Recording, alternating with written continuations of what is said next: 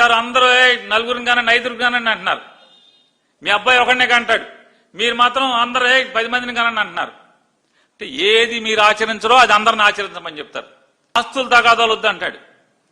NT Ramarao గారు road number 13లో Ramarao గారు చివరిసారిగా అంటే అసూలు బాసినటువంటి ఇల్లు, ఆ ఇంటి ఎదురుగుండా ఉన్నటువంటి రామారావు గారి కిరీటాలు, ఆయన సినిమా డ్రెస్సులు, ఆయన మొత్తం సినిమా వ్యవహారాలు, ఆయన చైతన్య రథం అన్నీ దాచుకున్న బిల్డింగ్ ని కోర్టుకు దావా వేసి లాక్కున్నది ఎవరు?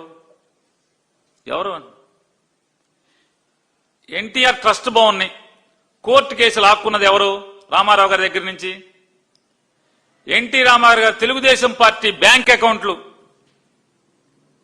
సీజ్, రామారావు సంతకం పనికి రాకుండా, ఎన్టీ రామారావు గారి సంతకం పనికి రాకుండా సీజ్ చేయించి ఆ డబ్బు మొత్తం మీకు వాల్చుకుని ఆ డబ్బులంతా మీరు వాడుకున్నది ఎవరు?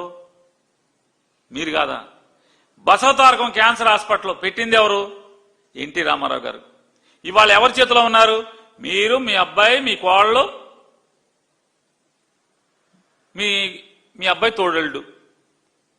పాత వాళ్ళందరూ ఏమయ్యారు? నోరి దత్తాత్రేయ గారు ఏమయ్యారు? హాస్పిటల్ పెట్టిన, క్యాన్సర్ హాస్పిటల్ పెట్టిన డాక్టర్ గారు, ఆలోచన చేసిన డాక్టర్ గారు ఏమైపోయాడు? కోడెల శివప్రసాద్ కుటుంబం ఏమైపోయింది?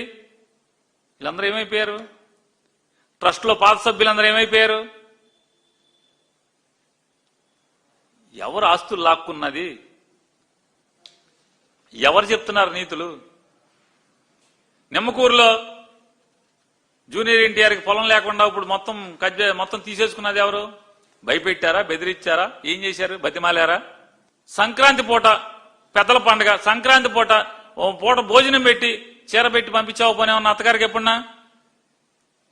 ఏమంటే మేం పెట్టుకున్నాం తగులు పెట్టుకునేది మీరు, జనాలను తగులు పెట్టుకోవద్దని చెప్తారు.